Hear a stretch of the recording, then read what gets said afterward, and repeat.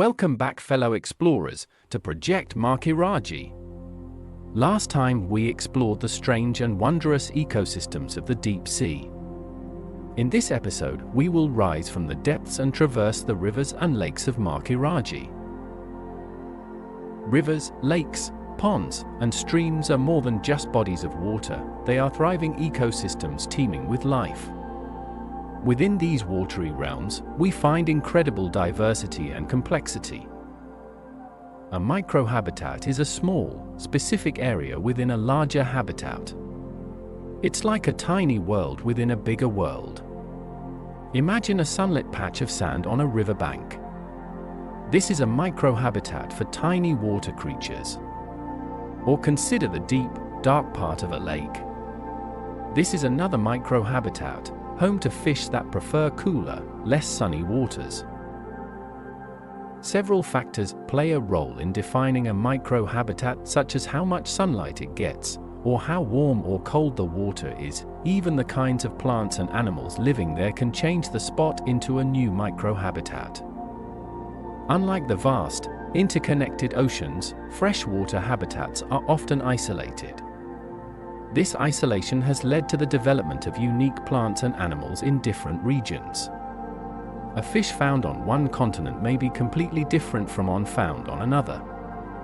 Every puddle, stream, and lake offers a chance to uncover amazing creatures and fascinating adaptations. Plants are amazing constructors of the natural world. Their shapes, sizes, and growth habits can create unique living spaces for countless creatures. This is especially true in water, where plants can form intricate underwater microhabitats. On the supercontinent of Kyphora, a fascinating organism emerged, the Cerusogyle. These extraordinary organisms are descendants of the Basophogyle. Unlike their ancestors, Cerusogyles developed a taller form. Their stems are adorned with peculiar structures, buds. Cerusogyles have a unique way of reproducing. Instead of relying on seeds or spores, they produce live offspring through a process called asexual reproduction. These offspring grow as buds on the parent plant stem. When a bud matures, it breaks free and is carried away by the current. In the fast-flowing rivers of Kyphora, Cerusogyles often grow in scattered patches.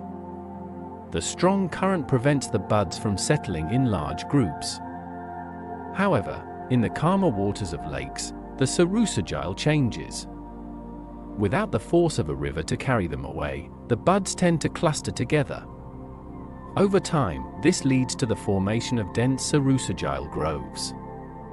These underwater forests provide shelter, food, and spawning grounds for a variety of aquatic organisms.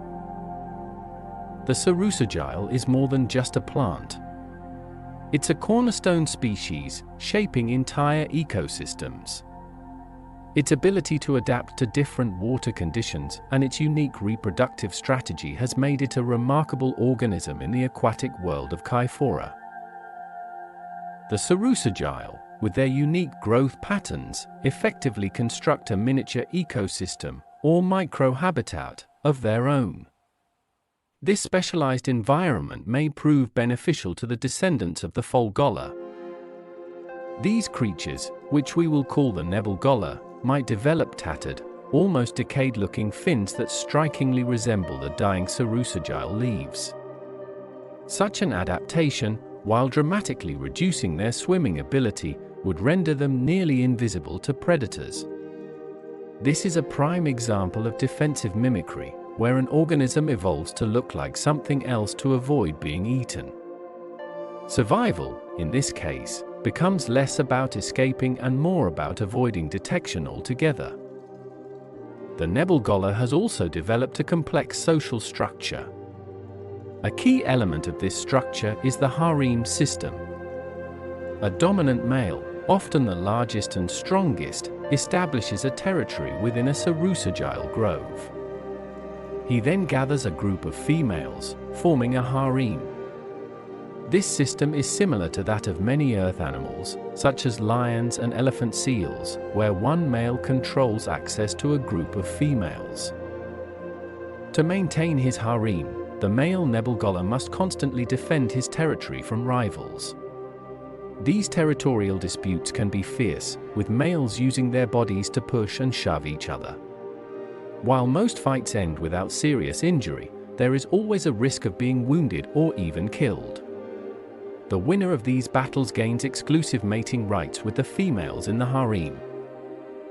After mating, the female nebelgoller deposits her eggs in a secluded spot. The male assumes the role of guardian, periodically checking on the clutch before returning to his harem. Upon hatching, the young nebelgoller join the group. This familial bond endures for approximately 1 Earth month, after which the young are expelled to prevent inbreeding. The newly independent nebelgoller embark on their own, females seeking new harems to join and males attempting to establish their territories and gather their own groups. They grow up to 12 centimeters long and live for up to 10 years. The cerusogile may also provide food for larger creatures. The pro bono, for example, might take advantage of the lack of large herbivores in this unique ecosystem. Initially, they may develop a diet centered around the cerusogile, their primary food source. With no significant predators to challenge them, their size could dramatically increase over time. These creatures might use their trunk-like appendages to uproot the cerusogile and bring them closer to their mouths. Their powerful fins, adapted for movement along the riverbed, could eventually replace the need for swimming altogether. As these creatures grow to immense sizes, their movements through the cerusogile groves will create paths and clearings, allowing other, smaller creatures to navigate the dense underwater foliage. The freshwater pro boners are mostly solitary. Males especially never group together. However, females can be found in small groups of up to 5 individuals. The females form strong bonds and are often found caressing one another. The pro boner's reproductive cycle is continuous, with males actively searching for receptive females throughout the year. Once a suitable mate is found, breeding occurs.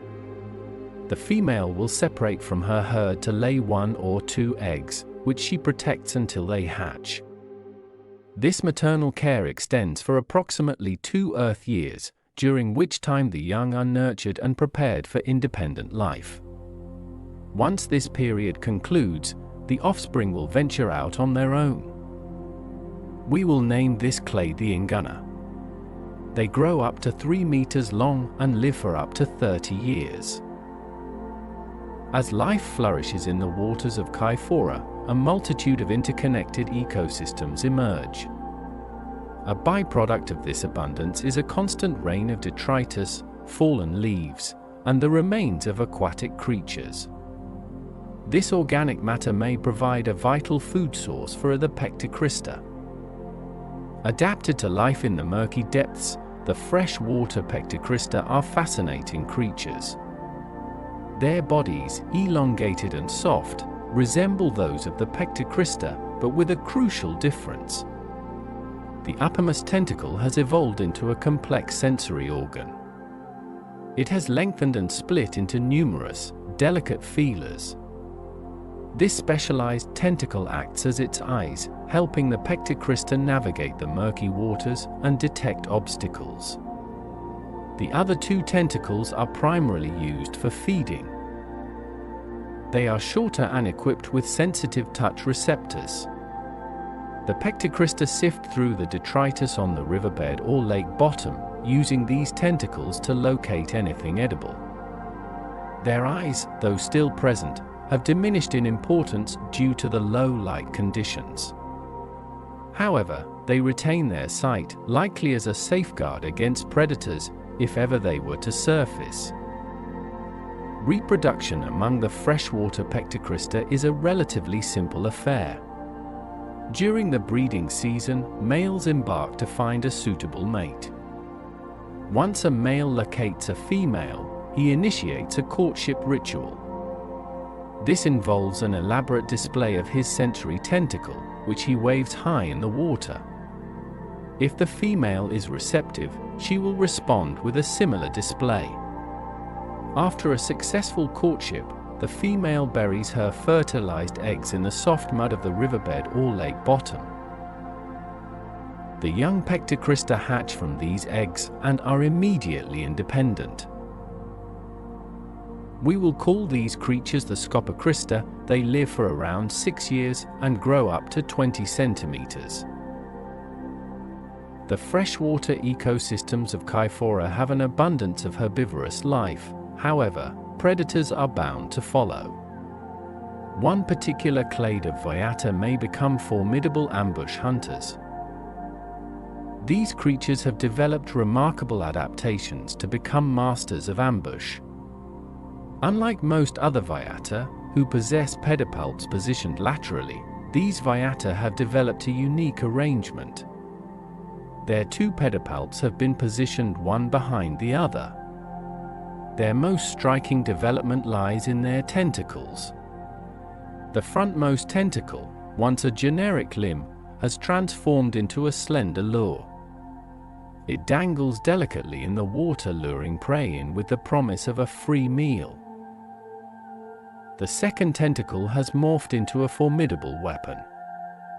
Its end has flattened and broadened, becoming a spiky paddle. With lightning speed, the Viata strikes, impaling its prey. To perfect their ambush strategy, these Viata have flattened their bodies even more so than they already were, allowing them to seamlessly blend into the muddy riverbed. Their eyes have been positioned atop their heads, providing a panoramic view of the water around them, granting them a clear sightline on prey while remaining virtually invisible. When the breeding season arrives, the normally solitary freshwater Viata congregate. Vast stretches of the riverbed become covered with these creatures as they reproduce. It's a breathtaking spectacle, as hundreds of Viata come together to breed. Once mating concludes, the Viata disperse. The females seek out the stems of the Cerusagile. Here, they deposit their eggs. This is as far as their maternal duties go. We will call these creatures the Linispata. They grow up to 0.3 meters long and live for up to 5 years. Moving higher up the water column, we find descendants of the Altata. They have emerged from the deep and have found their way into the rivers and lakes of Kyphora. Their body plan descent differ much from the original Altata, save for a few notable exceptions. Their head is adorned with a horn. This horn is made of a hard yet flexible substance similar to cartilage, making these freshwater Altata some of the first to have anything resembling a skeleton. This horn makes the Altata extremely streamlined, allowing them to cut through the water with great speed. Their eyes have become more acute, allowing them to see much better than their deep-sea counterparts. These creatures swim in schools of up to 20 individuals. One crucial role within the school is that of the lookout.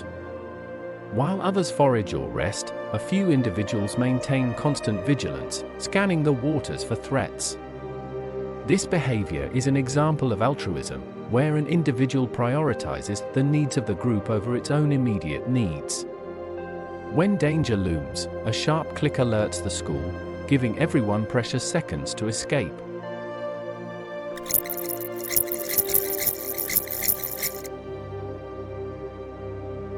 But what evolutionary drive keeps this behavior going? The answer lies in a concept called reciprocal altruism.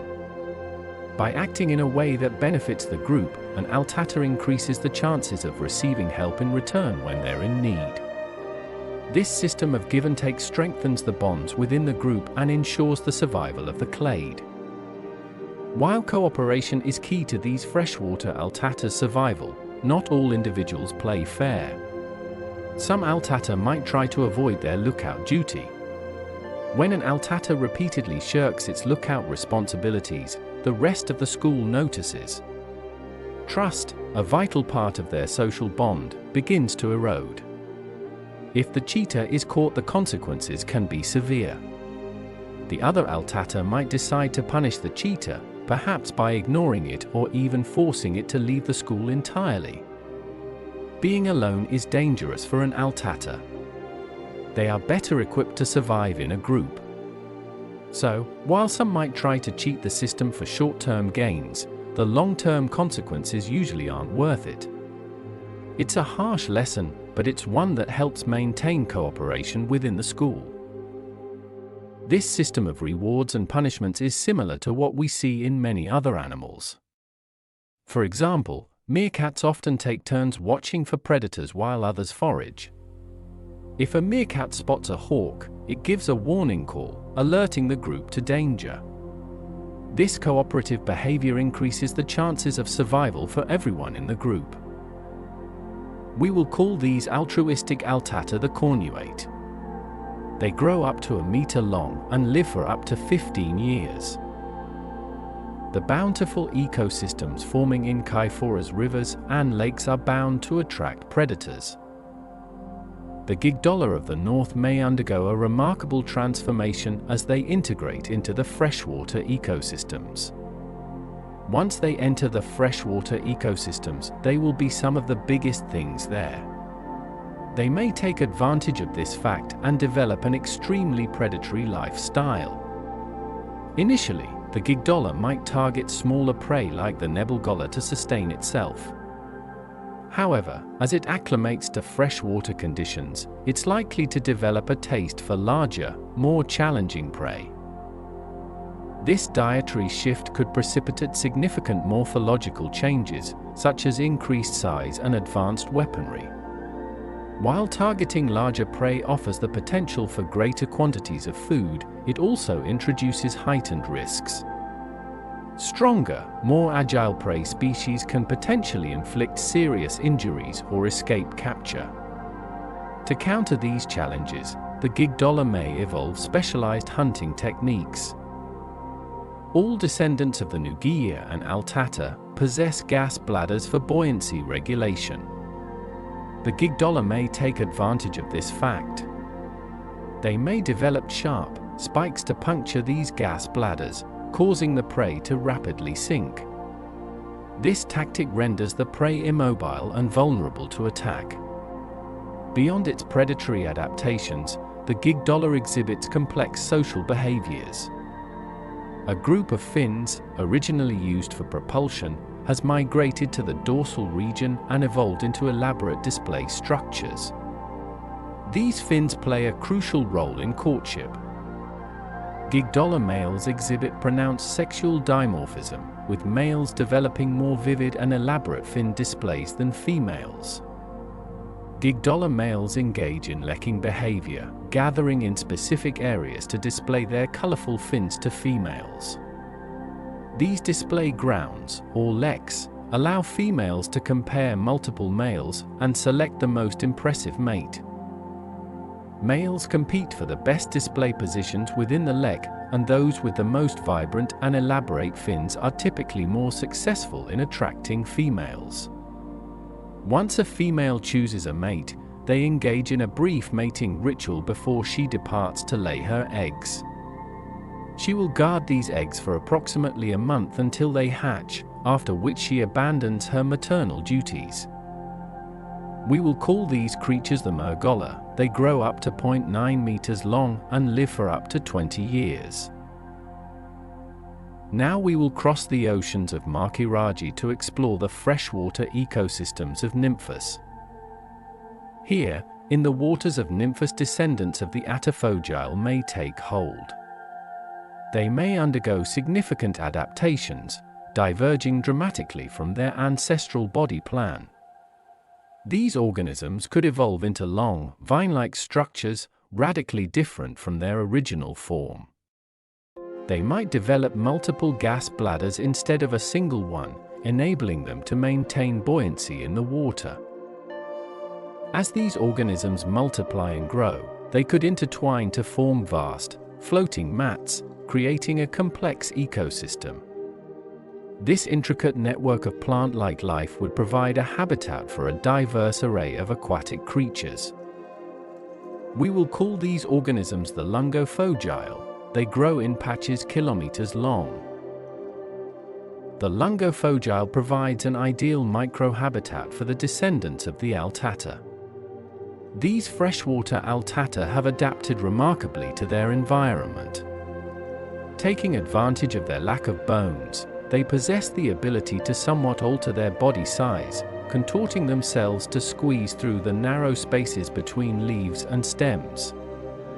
They achieve this through a network of tubes throughout the body.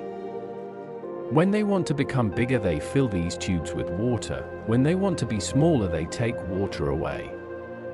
Their coloration is similarly adaptable. In their skin lies a pouch of pigment.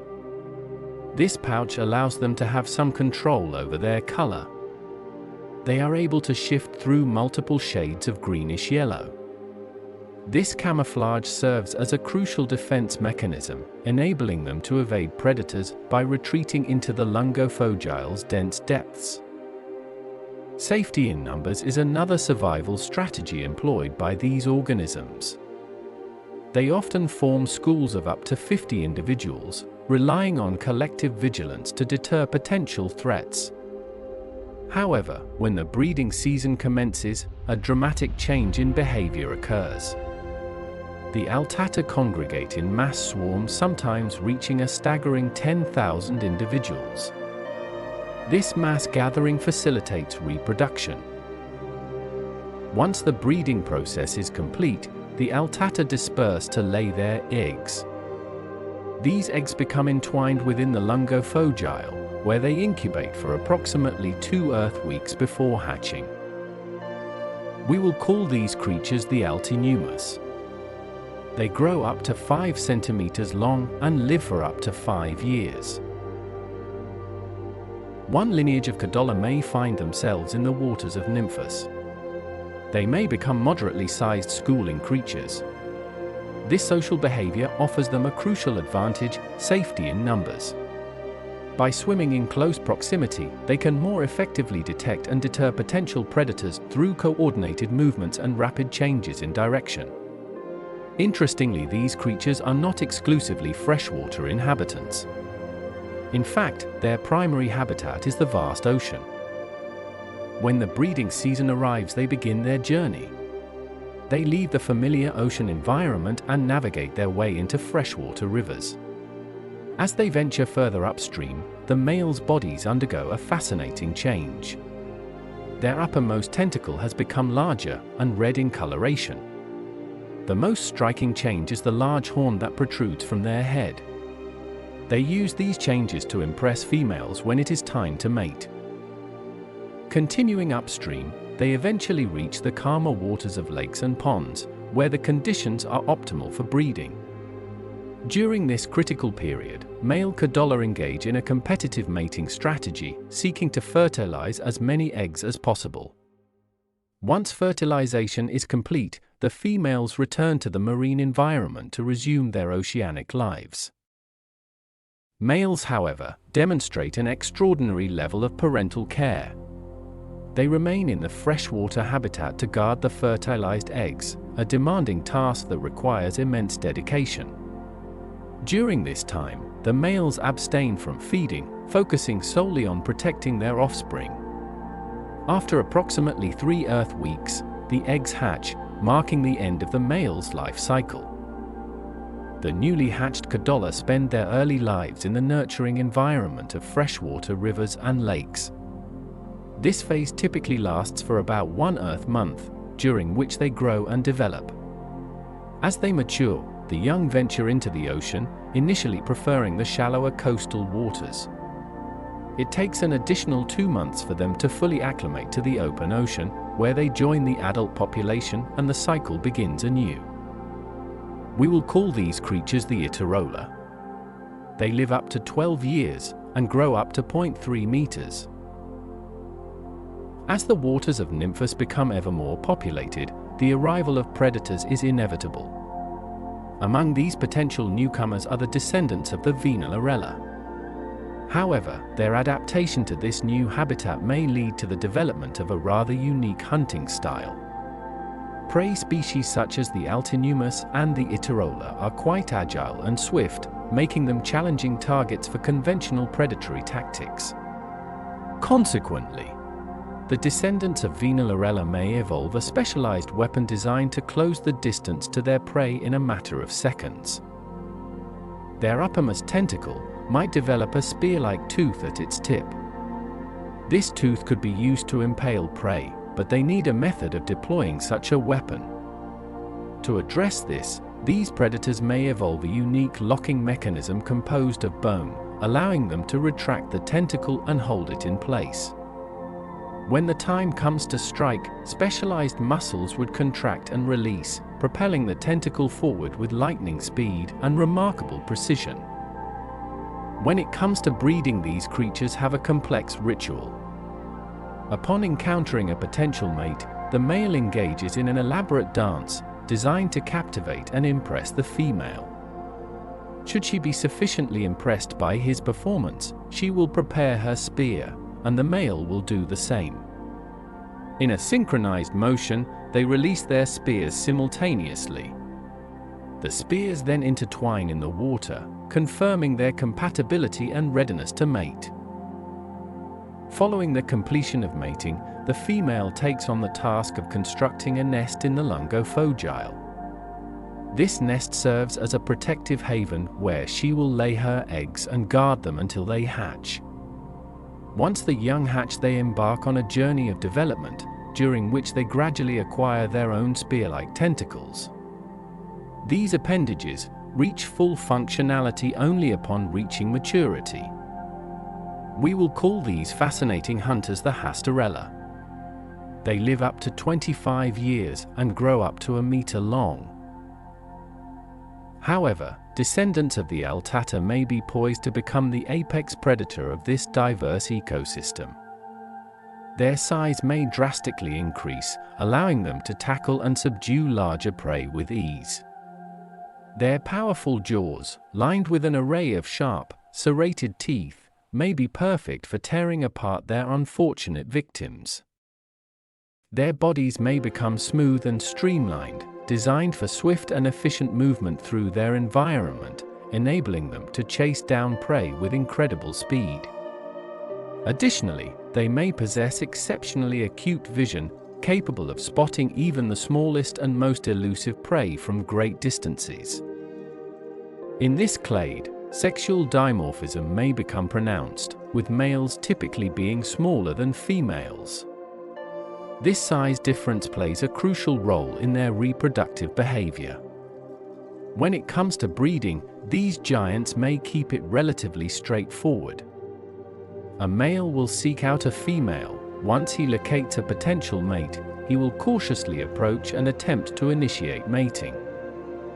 If the female is receptive to his advances, they will mate. If she is not, she will display aggression, often culminating in her attacking and consuming the male.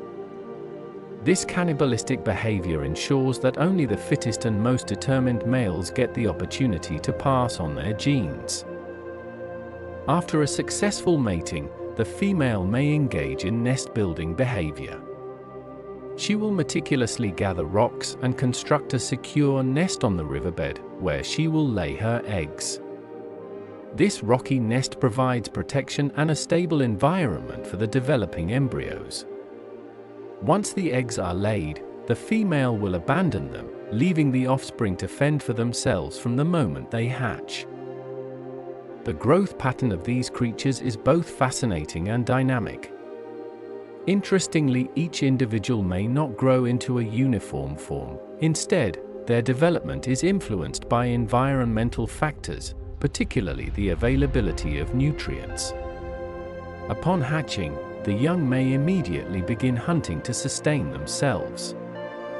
If a young Altata has access to abundant and nutritious food, it may bulk up and develop into a gigamorph, a robust and powerful form depicted here. These gigamorphs may become formidable hunters, specializing in preying on larger creatures such as the Iterola, Hastarella, and even their own kind. On the other hand, if the young do not receive ample nutrition, they may grow into the skinny morph, depicted here. These individuals may become leaner and more agile, perfectly adapted to hunting smaller prey like the Altineumus. Each morph may exhibit specialized hunting strategies and adaptations, ensuring that the population can exploit a wide range of prey types and environmental niches. This variability within the species may not only enhance their survival but also keep interspecies competition to a minimum. We will call these river monsters the Imperata, the Emperor Altata. They grow up to 2 meters long and live up to 35 years. Moving down to the riverbed, we find the Ladopodentatus. Descending from the Cribicalta, these creatures have adapted to a lifestyle where they sift through the mud and sediment in search of anything edible. They may possess a multitude of small tentacles located at their lower front, which are used for sensing their immediate surroundings. These tentacles are highly sensitive and play a crucial role in their foraging behavior. Their 2 primary tentacles, which are larger and more robust, are employed to sense further ahead. These main tentacles extend outward, scanning the environment for potential food sources. These advanced sensory tools ensure that the Ladopodentatus can navigate and thrive in the often murky and complex underwater terrain. Furthermore, these remarkable creatures may possess specialized organs on their backs known as electroreceptors. Electroreception is a sophisticated biological ability that allows organisms to detect electric fields in their environment. This adaptation is particularly advantageous in aquatic habitats, where visibility can be limited. This ability to sense electric fields may serve multiple functions. Firstly, it allows them to sense the world around them in ways that vision alone cannot achieve. Some species within this group may use electroreception to see you in the murky water, where visibility is low. By detecting the electric fields generated by the movements and metabolic processes of other organisms, they can form a detailed picture of their surroundings. Additionally, other species may utilize electroreception primarily for hunting. By detecting the minute electric signals produced by potential prey, they can locate and capture food with remarkable efficiency. This ability is especially useful for detecting hidden or camouflaged prey that might otherwise go unnoticed. The Ladopodentatus grow up to 1.2 meters long and live for up to 15 years. One clade of Viata may take advantage of the numerous tiny particles floating through the waters. They may develop claws on the ends of their tentacles, which they use to cling onto rocks. Once attached, they open their expansive mouths, permitting a constant flow of water to pass through their bodies.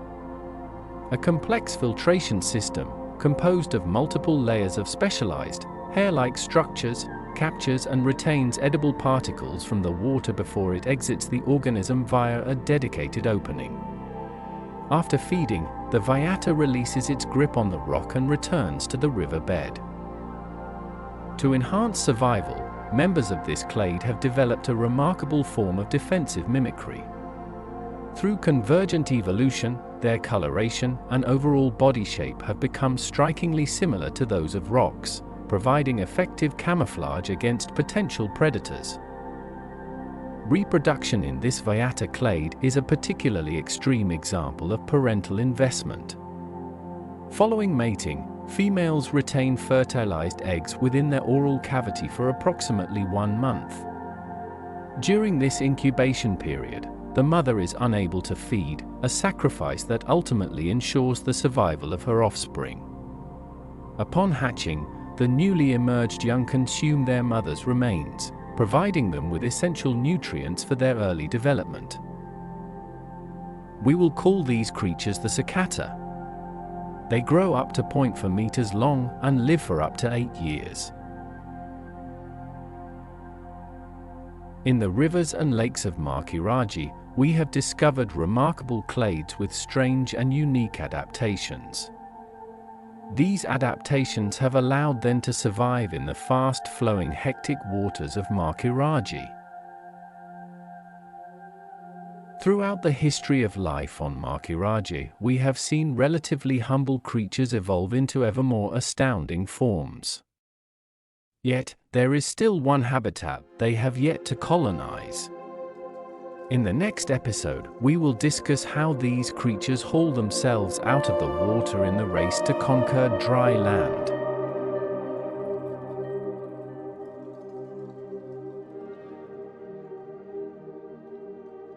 A huge thank you to all the artists on Discord who made fan art for this episode. Your contributions to this project are invaluable. If you want to join the Discord to chat, make fan art, or even get access to some upcoming Discord exclusive content, then you can find the link in the description below.